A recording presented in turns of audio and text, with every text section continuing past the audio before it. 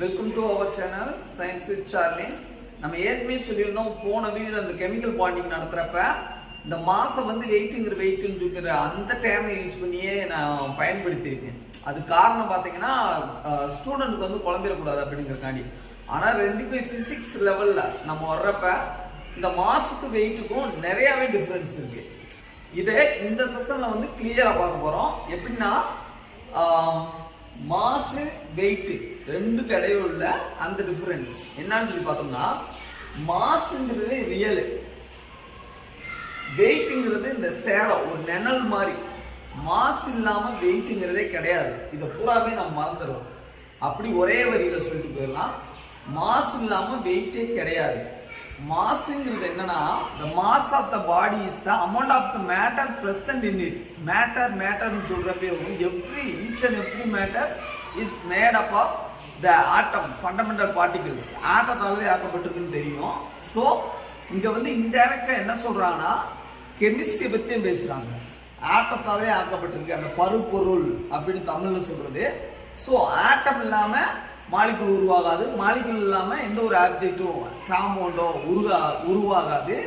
So இந்த basic unit of living things and non living things எல்லாத்துக்குமே பேசிக்கா இருக்கிறது ஆட்டம். அப்ப ஆட்டம் இருந்தாதே மாஸ் உருவாகும். மாஸ் இருந்தாதே அந்த பொருள் மேல ஒரு அட்ராக்ஷன், ஒரு ஃபோர்ஸ் வந்து ஆக்ட் ஆகும். அதுவே the weight of the body is the force which is attracts it. எவ்வளவு அட்ராக்ட் பண்ணுது ஒரு பொருள், அது உயிருள்ளதோ உயிரற்றதோ, லிவிங் திங்ஸோ நான் லிவிங் திங்ஸோ எவ்வளவு அட்ராக்ட் பண்ணுது, அந்த வேல்யூவோட மதிப்புத்தே வெயிட். புரியுதா? அந்த வேல்யூவோட வெயிட் தான் வெயிட். ஸோ ஆட்டம் மாலிகுல் இல்லாம பொருள் இருக்காது. அந்த நம்ம மேட்டர்னு இங்கிலீஷ்ல சொல்லுவோம். அதை வந்து சாலிடாவோ லிக்விடாவோ இல்ல கேஸாவோ இல்ல ஃபோர்த் ஸ்டேட் பிளாஸ்மான்னு ஒரு ஸ்டேட் இருக்கு. அது வந்து ரிசர்ச் லெவல்ல. ஸோ அது நமக்கு வேணாம். எந்த மேட்டரா இருந்தாலும் ஆட்டத்தாலே ஆக்கப்பட்டிருக்கும். ஸோ மாசுங்கிறது ரியலி இது சேலம். எவ்வளவு அமௌண்ட் ஆஃப் ஆட்டம் இருக்கு, எவ்வளவு மேட்டர்ஸ் இருக்கு அப்படின்னு சொல்றது மாசு. எவ்வளவு ஃபோர்ஸோட அந்த ஆட்டத்தை இழுக்குது ஒரு பொருள் அப்படின்னு சொல்றது வெயிட். இதே ரியல். இது வந்து ஒரு சேடை, ஒரு நிழல்.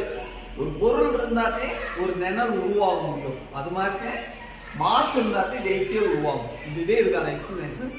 ஸோ இதுக்குள்ள டிஃபரன்ஸ் என்னன்னு ஒன் பை ஒன்னா பாயிண்ட் பை பாயிண்டா பார்ப்போம். ஃபர்ஸ்ட் எடுத்துட்டேவும் மாசுங்கிறது வந்து அந்த மேட்டர்ல இருக்க ஆட்டம் மாலிகூல்ஸ், இதோட அளவை சொல்றதே மாசு. எவ்வளவு நம்பர்ல இருக்கு, கச்சுட்டு போனா அதுல எத்தனை ஆக்சிஜன் இருக்கு, எத்தனை ஹைட்ரஜன் இருக்கு அப்படின்னு சொல்றது இந்த மாசுங்கிறது. சோ மாசுங்கிறது இருந்தாதே அந்த மாச அதை கச்சுட்டு போவ ஒரு சாலிட் ஃபார்ம்ல எடுத்துக்கிட்டோம்னா, ஒரு சாலிட் ஃபார்ம்னா ஒரு ஐஸ் கட்டி ஃபார்ம்ல, ஐஸ் பார் அந்த ஃபார்ம்ல எடுத்துக்கிட்டோம்னா அதுக்கு எவ்வளவு வெயிட் இருக்கும், எவ்வளவு ஃபோர்ஸ் ஆஃப் அட்ராக்ஷன்ல அது இழுக்கப்படும் பூமியால அப்படிங்கிறதே வெயிட். ஸோ அண்டர்ஸ்டாண்ட் ஆயிடுச்சா?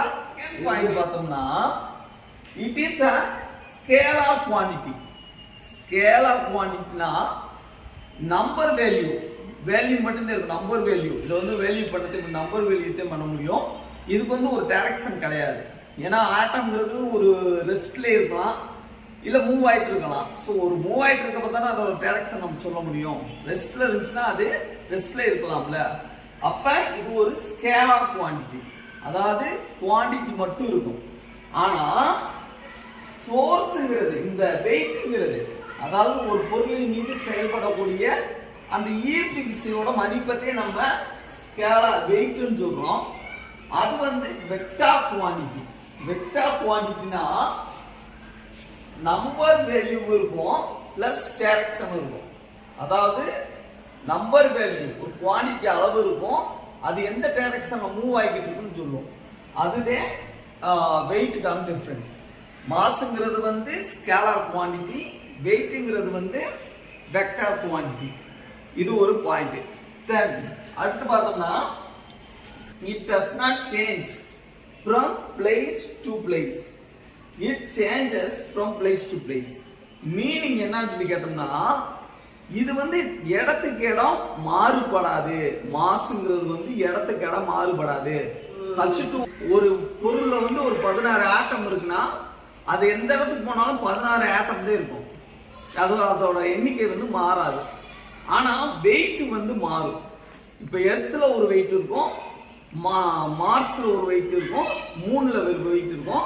அதோட ஃபோர்ஸ் ஆஃப் அட்ராக்ஷனுக்கு ஏத்த மாதிரி அதோட வெயிட் வந்து மாறும். இதுல மாஸ் வந்து எந்த இடத்துலயும் மாறாது. மாஸோட வேல்யூ வந்து எந்த இடத்துலயும் மாறாது. ஆனா வெயிட்டோட அந்த வேல்யூ வந்து இடத்துக்கு இடம் மாறும். இது வந்து எர்த்துன்னு எடுத்துக்கிட்டோம்னா எர்த்தோட சர்ஃபேஸ், அதாவது நம்ம மேல நின்றுக்க அந்த இடத்துல மட்டுமே அதோட மதிப்பு 9.8 நியூட்டன் மீட்டர் ஸ்கொயர். அதேவும் உள்ள நம்ம பூமிக்குள்ள போக போக அதோட வேல்யூ டிக்ரீஸ் ஆயிட்டே இருக்கும். அதோட சென்டர்ல இந்த வெயிட்டோட வேல்யூ 0 ஆயிரும். அங்க வெயிட்டே இருக்காது. அதே மாதிரி பூமியோட சர்ஃபேஸ்ல இருந்து நம்ம மேல போக போக இந்த G கிராவிடேஷன் ஃபோர்ஸோட வேல்யூ டிக்ரீஸ் ஆயிட்டே இருக்கும். ஆனா மாஸோட வேல்யூ எங்கேயுமே ஒரே மாதிரி இருக்கும். அதை இங்க சொல்லியிருப்போம், weight equal to 0 at the center of the earth. இந்த எந்த ஒரு பொருளுக்குள்ள வெயிட் வந்து மாஸ் கிடையாது, வெயிட் வந்து 0வா இருக்கும், அதாவது சுழியா இருக்கும் சென்டர்ல, எர்த்தோட சென்டர்ல. ஆனா மாஸ் கேன் நெவர் பி 0. மாஸோட வேல்யூ 0 ஆகவே ஆகாது. ஏன்னா ஆட்டம்ங்கிற ஒரு பொருள் அழியவே அழியாது. அப்படி அழிஞ்சாலும் அது எனர்ஜியாத்தையும் கன்வெர்ட் ஆகும். அதைத்தான் நான் ஏற்கனவே ஃபர்ஸ்ட் செஷன்ல சொல்லியிருப்பேன். இந்த core point of the science E=mc² ஞாபகம் வச்சுக்கோங்க அப்படின்னு சொல்லிட்டு. ஆட்டம் எல்லாம் கடைசியில் அழிஞ்சு எனர்ஜியா மாறும், எனர்ஜி எல்லாம் சேர்ந்து மாஸா மாறும். அது வந்து ரிசர்ச் லெவல, அது வேணாம் நமக்கு. ஆனா மாஸ் வந்து எந்த இடத்துலயும் 0 ஆகாது. பூமியோட எர்த்தோட சர்ஃபேஸ்ல வச்சாலோ இல்ல மிடில்ல வச்சாலோ இல்ல அதோட சென்டர்ல வச்சாலோ மாஸ் நெவர் பி 0. அது வந்து 0வோட மதிப்பை அடையாது.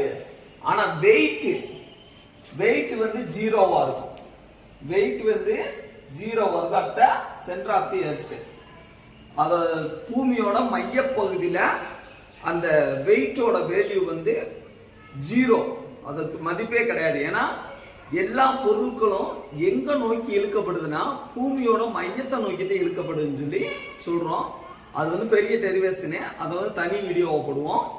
ஸோ இப்போ வந்து அந்த வெயிட்டோட வேல்யூங்கிறது என்னன்னா, பொருள் வந்து இருக்கணும், அந்த பொருளை எவ்வளவு ஃபோர்ஸ் ஆஃப் அட்ராக்ஷன்ல ஒரு மதிப்போட அது இழுக்கணும். அது இழுக்கிற வேல்யூ தான் அந்த விசையோட மதிப்பு தான் வெயிட். ஆனா அங்க இருக்க பொருளோட மதிப்பு, பொருளோட வேல்யூ, அதாவது இந்த ஆட்டம் மாலிகூல்ஸ் அதுக்குள்ள இருக்க பருப்பொருள், அதோட அளவு தான் மாசுங்கிறது. ஸோ நம்ம மாசு வேணுமா, வெயிட் மாசு பெருசா வெயிட் பெருசான்னு பார்த்தா மாசு தான் பெருசு. மாசு இல்லாம வெயிட்ங்கிறதே கிடையாது. அண்டர்ஸ்டாண்ட்? இப்போ மாசு வெயிட் இதுக்கான டிஃபரன்ஸ் வந்து உங்களுக்கு நல்லா புரிஞ்சிருக்கும்.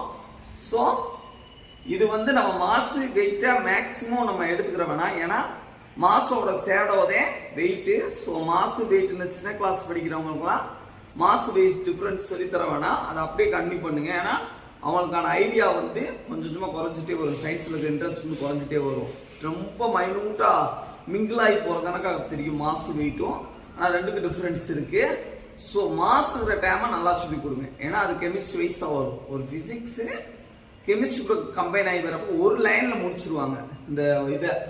the mass of the body is the amount of matter present in it. மேட்டர்னு ஒரே இதில் முடிச்சிருவாங்க. இந்த ஸ்டேட் ஆஃப் தி மேட்டர் வந்து சாலிட், லிக்விட், கேஸ் அப்படின்னு 3லயே முடிச்சிருவாங்க. அந்த பிளாஸ்மாவை கூட சொல்லி தர மாட்டாங்க. அந்த 4th ஸ்டேட் ஆஃப் மேட்டர் பிளாஸ்மாங்கிறத கூட சொல்லி தர மாட்டாங்க. ஆனா அதுக்குள்ள இவ்வளவு விஷயங்கள் இருக்கு. ஆட்டம், மாலிகூல்ஸ், எலக்ட்ரான், புரோட்டான், அவ்வளவு விஷயங்கள் சொல்லணும். ஸோ மாஸ் தே ரியல்.